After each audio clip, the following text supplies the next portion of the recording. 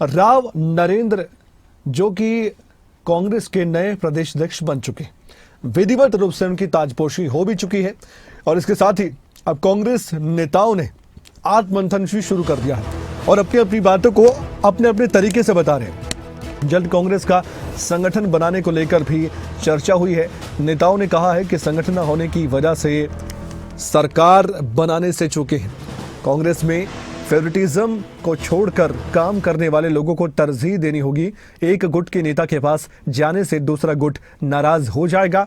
धारणा बदलने पर भी जोर दिया जाना चाहिए। और सुरजेवाला बोले हैं कि वोट प्रतिशत की बात छोड़कर सरकार क्यों नहीं बनी ये देखना होगा। भाजपा से मुकाबले के लिए कांग्रेस अपनी कमियों को दूर करे, इस बात पर भी जोर देना होगा।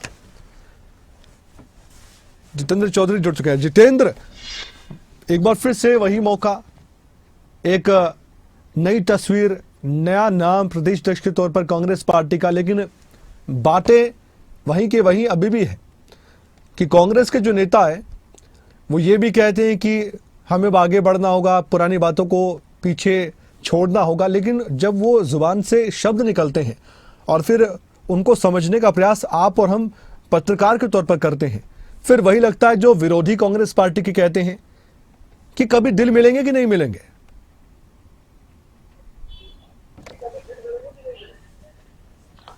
देखिए बिल्कुल, और यहाँ पर ये देखना होगा कि किस प्रकार से राव नरेंद्र जो है वो कांग्रेस के अंदर जो ये कह सकते हैं कि आपसी जो गुटबाजी, जो खींचतान जो रहता है, उसको किस प्रकार से उसका सामंजस्य स्थापित करने का काम करते हैं। कल जब चौधरी वीरेंद्र सिंह का जो बयान अभी एक छोटा सा अंश हमने एक मुद्दे को लेकर के सुनाया था, उसमें भी हमने उनसे पूछा था, उनका ये कहना था कि गुटबाजी की जगह इसको कोई और नाम दिया जाए तो बेहतर होगा, क्योंकि हम लोग तो अपने कार्यकर्ताओं के लिए लड़ते हैं।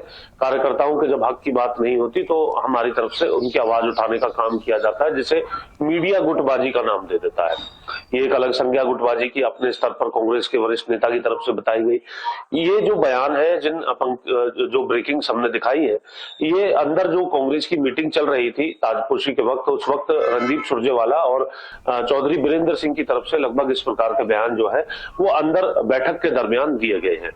वोट प्रतिशत की बात अमूमन जो है हमने देखा कि चाहे दीपेंद्र हुड्डा हो, भूपेंद्र हुड्डा हो, या फिर जो तत्कालीन प्रदेश अध्यक्ष थे उदय भान हो, वो लगातार कहते नजर आते थे कि 39% वोट हमें मिला है। 39% वोट ही जो है वो भारतीय जनता पार्टी को मिला है। महज 39% के बाद जो दशमलव में आधे प्रतिशत वोट का अंतर लगभग रहा है, जिसकी वजह से हम सरकार बनाने से चूके हैं। 37 विधायक उनके आए हैं। इस बात को लेकर के लगातार कांग्रेस अपनी मजबूती को दर्शाने का काम करती थी। केंद्रीय नेताओं के बीच भी इस बात को लेकर के लॉबिंग जरूर रहती होगी, और जिस प्रकार से सीएलपी लीडर के तौर पर भूपेंद्र हुड्डा का ही नाम सामने आया है, उसको लेकर के भी इन मजबूत आंकड़ों को वहां पर रखा गया होगा कि किस प्रकार की मजबूत स्थिति में कांग्रेस रही है। हालांकि कुछ चूक रही है और उस चूक का ठीकरा किसके सर फोड़ा जाए, ये अपने आप में अलग अलग गुटों की अलग अलग परिभाषा हो सकती है। कल हमने देखा कि रणदीप सुरजेवाला ने ये बात स्पष्ट तौर से मंच से कही कि ये वोट प्रतिशत की बात नहीं, हमें ये देखना होगा कि हम सरकार बनाने से क्यों चुके हैं। सरकार बनाना चाहिए, चाहे वोट प्रतिशत 20% ही क्यों ना हो। अगर सरकार बन जाती है तो फिर सारी चीजें अपने आप ही जो है इस प्रकार की चर्चाएं नहीं होती है। हालांकि उन्होंने बाद में फिर रिपीट भी किया कि वोट प्रतिशत भी आवश्यक होता है। अमूमन कमल, जब हारने वाली पार्टी होती है या फिर हारने वाला कोई नेता होता है तो वो वोट प्रतिशत को लेकर के अपनी मजबूती को दर्शाने का प्रयास करता है, ताकि उसकी दावेदारी आने वाले समय में भी बनी रहे। ठीक इसी प्रकार से राजनीतिक पार्टियां भी अपने वोट प्रतिशत को आधार बनाती हैं जब वो किसी प्रकार से सत्ता तक पहुंचने से चूक जाती है। और इसको लेकर के कल जो बयानबाजी है वो देखने के लिए मिली। चौधरी वीरेंद्र सिंह की तरफ से कहा गया कि जो फेवरेटिज्म है, संगठन जल्द से जल्द बनना चाहिए और इस फेवरेटिज्म को छोड़ देना चाहिए। कि उन्होंने बाकायदा ये लाइन कोट की कि ये बतरा है, ये फलाना है, इस प्रकार की बात वो कहते हुए नजर आए। यानी कि सीधे तौर पर हम जानते हैं कि बीबी बत्रा जो है वो रोहतक से आते हैं और भूपेंद्र हुड्डा के जो विश्वास पात्र विधायकों में है, तो एक निशाना साधा गया इस बात को लेकर के कि इन तमाम बातों को दरकिनार करके जो संगठन है उसका पुनर्निर्माण करने की आवश्यकता है, क्योंकि लंबा समय हो चुका है और इसको लेकर के कांग्रेस के नेता ये बयानबाजी भी दे रहे थे कि संगठन ना होना एक बड़ी चूक रही है सरकार बनने से लेकर के। तो इस प्रकार की जो बयानबाजी है वो नेताओं की देखने के लिए मिली है आपसी गुटों को लेकर के। यहां तक भी कहा गया है रणदीप सुरजेवाला की तरफ से कि जो फेवरेटिज्म एक जो कार्यकर्ताओं का भी एक फेवरेटिज्म गुटों के नेताओं को देखकर बन जाता है कि ये दीपू के पास चला जाएगा तो मैं नाराज हो जाऊंगा, या मेरे पास आ जाएगा तो चौधरी वीरेंद्र सिंह नाराज हो जाएंगे, वीरेंद्र सिंह के पास आ जाएंगे तो दूसरे, यानी कि अपने आप में इस बात को कांग्रेस ने माना कि अलग अलग धड़े हैं और उन धड़ों के बीच में कार्यकर्ता भी इस बात को से बंद करके रह जाते हैं कि हमें एक ही जगह अपनी लॉयल्टी दर्शानी है और वो पूरे तौर पर कांग्रेस के अंदर जो है कांग्रेस कार्यकर्ता के तौर पर अपनी भूमिका को नहीं निभा पाते हैं।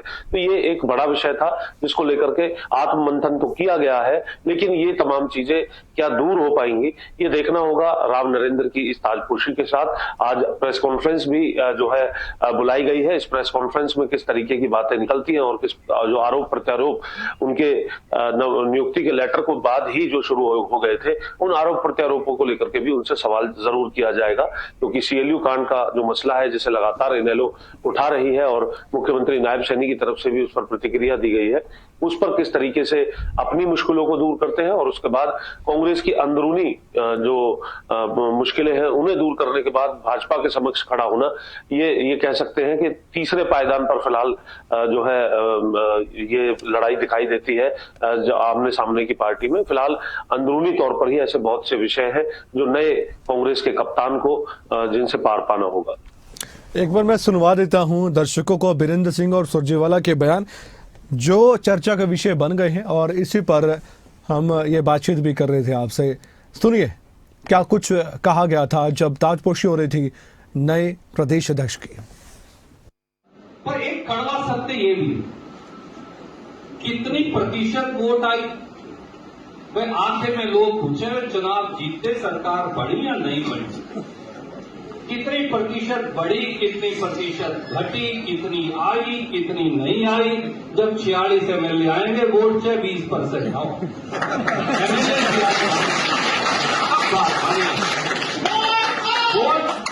वोट कितनी आए उससे बात नहीं, वो बात जरूरी है, मैं मानता हूं।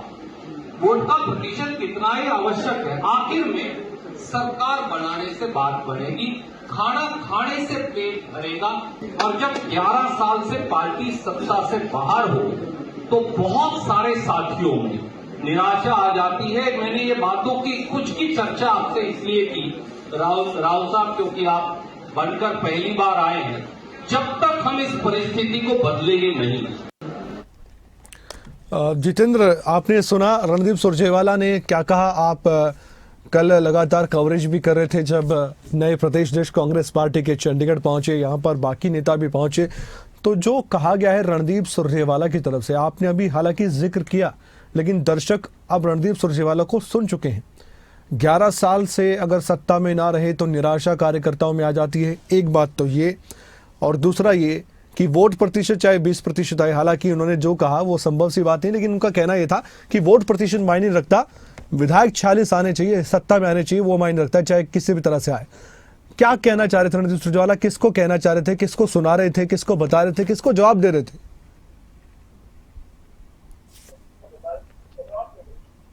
देखिए बिल्कुल कमल, मैंने जो है जब हमने ये चर्चा शुरू की थी तो ये बात बताई थी आपको कि और दर्शकों को भी कि किस प्रकार से जो इस वक्त नेता प्रतिपक्ष है भूपेंद्र हुड्डा, उदय भान है, दीपेंद्र हुड्डा है, लगातार इस बात को सामने रखते हुए नजर आ रहे थे कि किस प्रकार से 39% वोट जो है उनकी तरफ से प्राप्त किए गए हैं। महज आधे प्रतिशत वोट का अंतर जो है वो सरकार बनाने से रहा है और भाजपा को भी, क्योंकि 39 कुछ प्रतिशत वोट जो है वो मिले थे। इस बात को लगातार सामने रखा जा रहा था और ये भी दर्शाया जा रहा था। उसके बाद हमने देखा कि वोट चोरी के मसले को लेकर के भी कांग्रेस जो है हरियाणा के अंदर हमने हाल ही के विधानसभा सेशन के दरमियान भी देखा कि किस प्रकार से शोर मचाते हुए नजर आ रही थी। तो अपने आप में इस विषय को जोर शोर से उठाया जा रहा था और ये दर्शाया जा रहा था कि 37 विधायक आए हैं, तो अपने आप में मजबूत कंडीशन के अंदर जो है कांग्रेस रही है और कई जगह बहुत कम मार्जिन रहा है।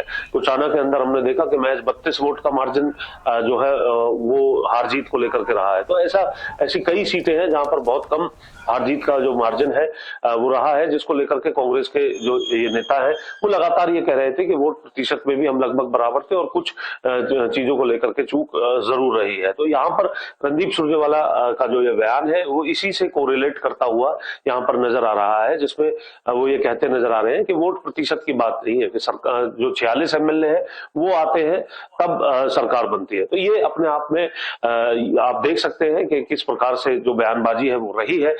इस बयानबाजी में तो अंदरूनी तलखियां भी जो है कहीं ना कहीं शामिल रही हैं एक दूसरे को लेकर के। फेवरेटिज्म की बात भी इसी बयान के अंदर वो कहते नजर आ रहे हैं। अगर आप पूरा इसको सुनेंगे जिसके अंदर वो कहते नजर आ रहे हैं कि ये फलाना जो है नेता के पास चला गया तो दूसरा नेता जो है वो नाराज हो जाएगा। ये तमाम चीजें गुटों को लेकर के हैं, यानी आपसी गुटबाजी और आपसी जो लॉबिंग को लेकर के अपनी मजबूत स्थिति को दिखाने को लेकर जो आंकड़े रखे जा रहे थे उसको लेकर के रणदीप सुरजेवाला उनसे इतर अपनी बात ये कह सकते हैं ताजपोशी के कार्यक्रम में रखते हुए नजर आ रहे थे। और ठीक चौधरी बीरेंद्र सिंह भी इसी प्रकार की बातें रखते हुए नजर आ रहे थे, जिनको हम लगातार चर्चा के अंदर बनाए हुए हैं।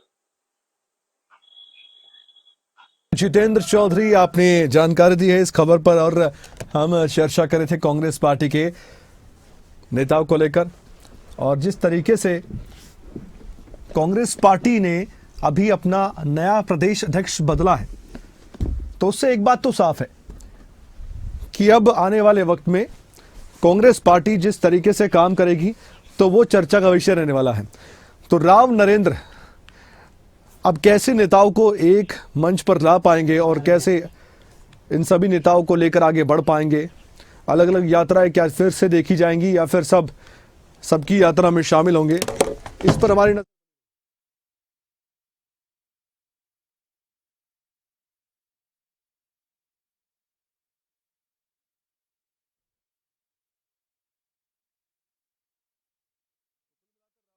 वाले वक्त में देखना होगा कि क्या कुछ निकलकर सामने आता है। और राव नरेंद्र की चुनौतियां उनके सामने हैं, अब उन चुनौतियों से पार कैसे पाते हैं और भूपेंद्र हुड्डा के साथ मिलकर कैसे आगे तेज गति से बढ़ पाते हैं। सभी नेताओं को साथ लेकर चलना भी एक चैलेंज सामने आ ही चुका है।